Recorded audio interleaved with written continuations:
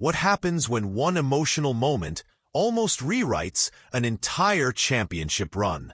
Because buried inside the Seahawks' 31-27 NFC Conference Championship win over the Rams is a decision by the league that still matters. Even with a Super Bowl ticket already punched, Seattle is back on top of the NFC for the first time since 2014. Sam Darnold has guided this team through a season few outside the building truly saw coming.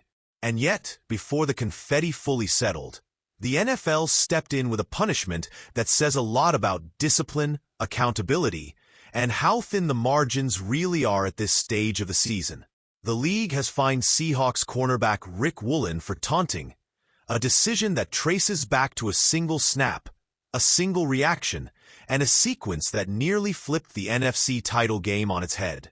This story matters because championship football is often decided not by talent, but by control. And in Seattle's biggest moment in more than a decade, that control was tested. Late in the NFC Championship game at Lumen Field, the Rams were still very much alive. The game was tight, the tension heavy, and every play carried weight. Matthew Stafford took a shot downfield, targeting Puka Nacua.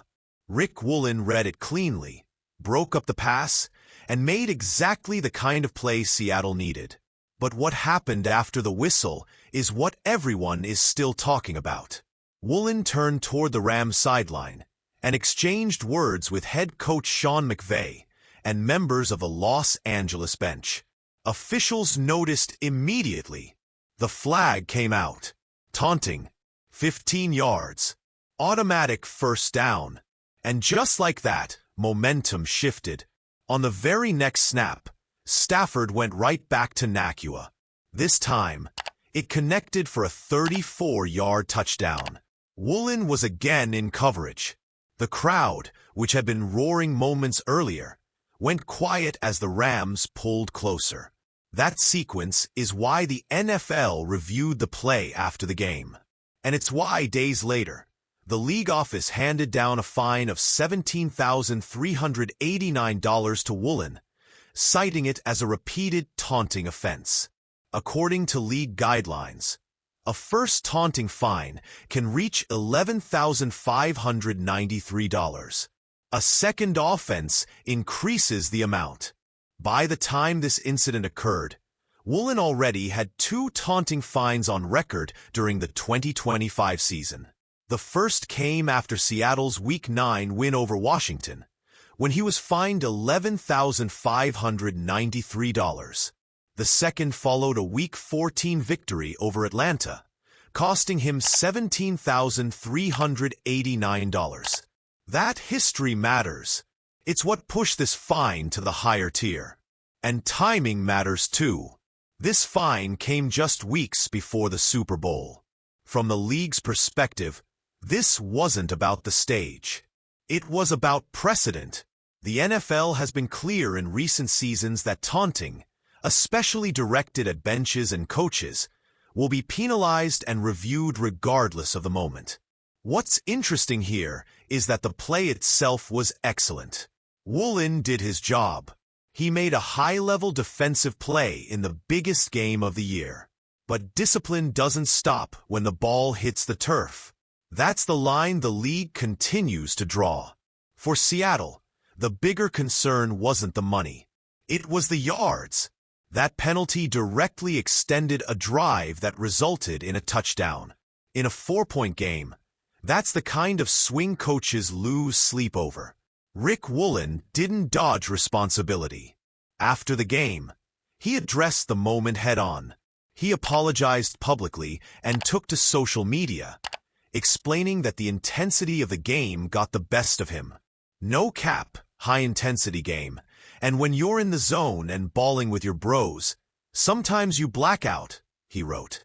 The response from fans was largely supportive. Seattle had just won the NFC. The Super Bowl was ahead. Perspective tends to soften criticism. Inside the building, the message was consistent.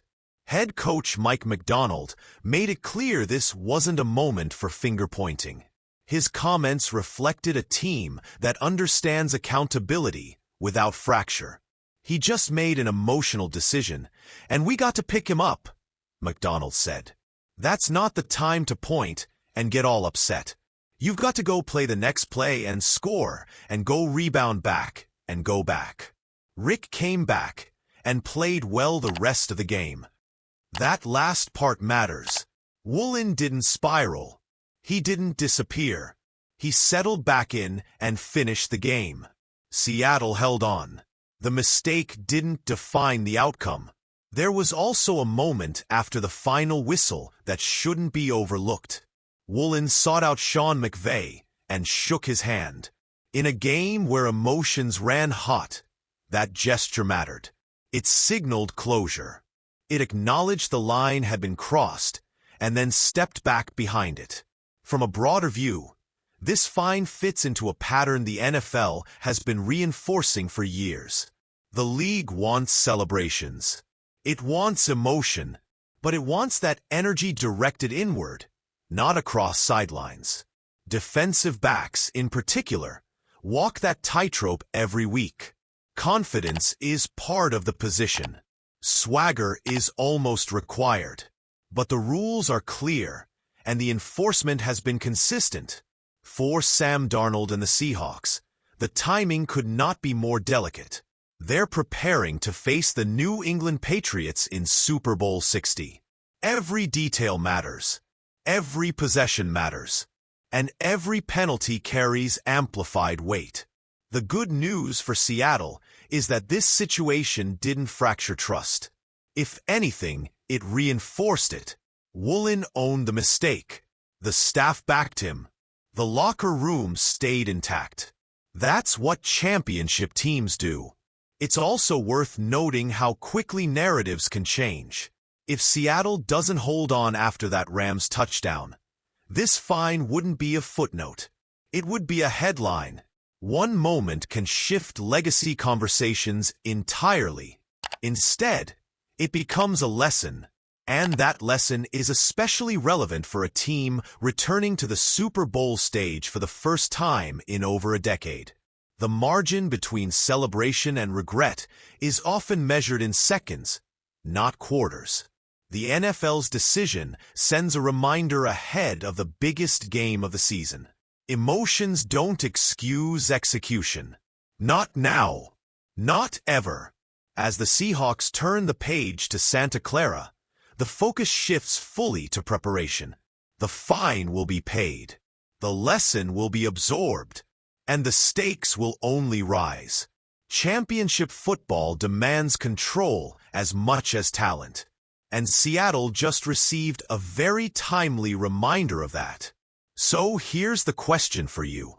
In a Super Bowl environment where every call can swing the game, should the NFL ease enforcement on emotional reactions, or is strict discipline exactly what keeps the biggest moments fair? Drop your take in the comments.